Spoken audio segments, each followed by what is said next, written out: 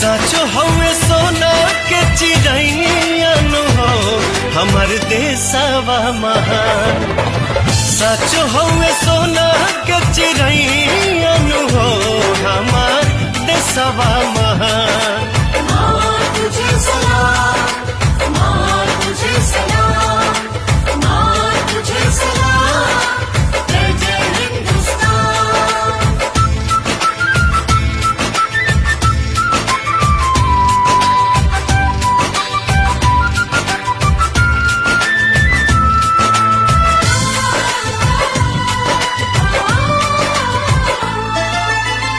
जेकर हिमालय करेले रखवारी गुरु मन झुकेले दुनिया ई सारी।